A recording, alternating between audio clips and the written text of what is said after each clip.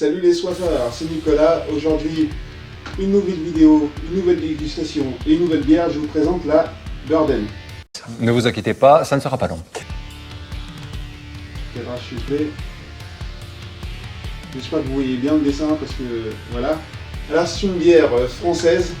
Youpi! C'est la fête! C'est la fête! Enfin, moi je dis enfin, c'est pas la première fois que je présente une bière française. Alors c'est une jeune brasserie, la brasserie La Débauche, qui a été créée en 2013, qui a sorti une gamme de bières, justement. Et j'ai découvert sur leur site qu'il y avait plus d'une trentaine de bières à leur actif. Du coup, 30 bières à partir de 2013, ça fait beaucoup, ils produisent pas mal.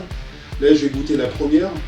Je découvre avec vous, c'est une bière que j'ai pas l'habitude de boire. C'est une, comme ils disent, c'est une Belgian Leipa. Leipa, c'est New England IPA. Du coup, c'est une IPA style états-unienne, comme j'ai envie de le dire. C'est français!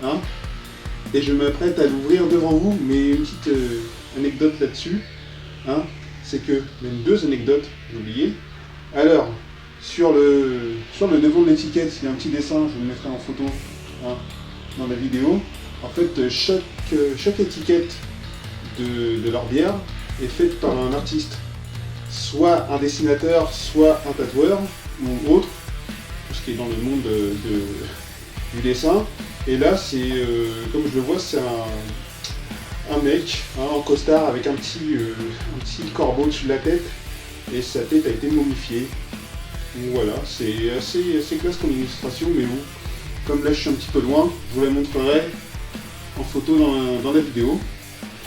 Et deuxième petite chose concernant cette bière, c'est la première fois que je vois ça, il y a un poème au dos de la bière. Du coup, je m'en vais vous le réciter. Alors, le mal dont j'ai souffert s'est enfui comme un rêve. Ah ouais, quand même. Non, mais là, attendez. Encore un peu timide. Laissez-lui le temps de se mettre à l'aise. Je n'en puis comparer un lointain souvenir, qu'à ces brouillards légers que l'horreur soulève, et qu'avec la rosée, on voit s'évanouir. Alfred de Musset. Oh ta gueule! Alors? Merci. Donc voilà un petit poème, je pense que c'est pour accompagner la bière d'un petit point culture. Salut tout le monde et bienvenue dans ce point culture. Donc voilà, c'est sans gluten pour ceux qui sont allergiques au gluten. Et ça n'est pas bio. Voilà, ce n'est pas une bière bio, c'est juste sans gluten. Et maintenant les potos, trêve de bavardage, je m'apprête à ouvrir et à déguster cette bière devant vous. Et ouais, j'ai de la chance.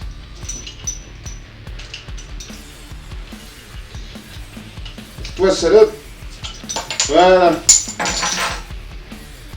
La capsule est par terre, mais c'est pas grave, il y a du monde, il y a du personnel pour ramasser juste après. Elles sont bon. Elles sont un fruit. Voilà.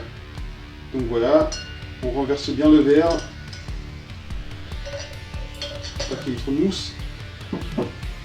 Elle a une couleur vraiment dorée. Franchement, je sais pas si on peut cadrer. Vous voyez, je la mets à l'air libre. Voilà, elle est vraiment dorée, elle est très belle. Une légère mousse, très légère. On sent bien que c'est une IPA, on sent qu'il y a des notes fruitées. Et maintenant, dégustation en bouche. Skål les soifards.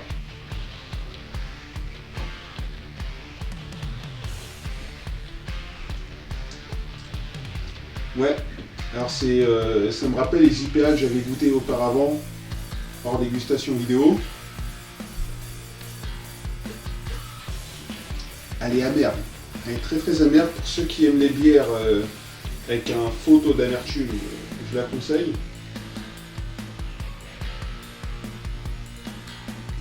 Après, je vous cache pas, les IPA, c'est pas mes bières préférées. C'est pour ça que j'en ai jamais dégusté auparavant sur ma chaîne. Mais franchement, celle-là passe. Franchement, l'amertume, il y a juste ce qu'il faut. Niveau amertume, il fallait pas plus, pas moins. À l'odorat, tu sens bien le petit goût fruité, j'ai envie de dire, je sais pas, un petit peu d'orange, je dirais. Clémentine, un peu d'orange, quoi. Non, franchement, pas mauvais. C'est pas ma préférée, c'est pas celle que j'ai. C'est pas celle que j'ai dégustée, hein, c'est pas la meilleure. Mais la prochaine fois, je prendrai une autre bière parce que, comme je vous l'ai dit, il y a plus de 30 bières, le style de bière qui font. Du coup, là, j'ai pris une IPA parce que justement, c'était l'occasion d'en goûter une, là, devant la caméra.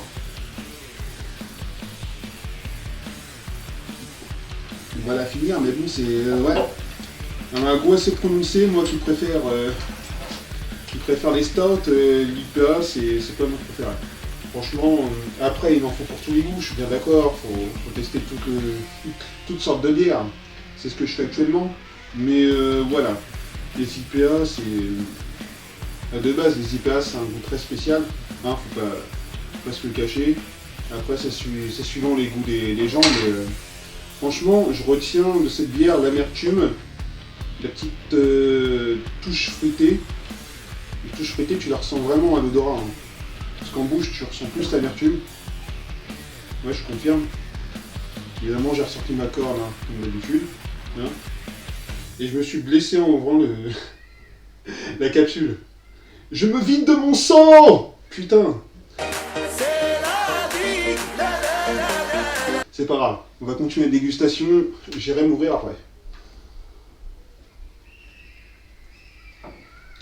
Non, franchement, pour ceux qui aiment bien les IPA, mais là ce n'est pas une IPA, c'est une NEIPA, une New England IPA. Hein, c'est un style vraiment américain, fait par les Français.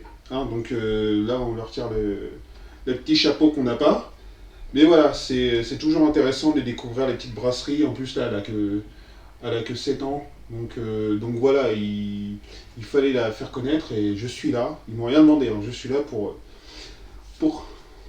avant tout, ma mission du jour, vous la faire découvrir. Donc voilà, c'est avec plaisir hein, que je vais finir cette bière hors champ, hors caméra, comme on dit dans le jargon. Et je vous souhaite une très bonne fin de journée. À bientôt les soifards, et à la vôtre.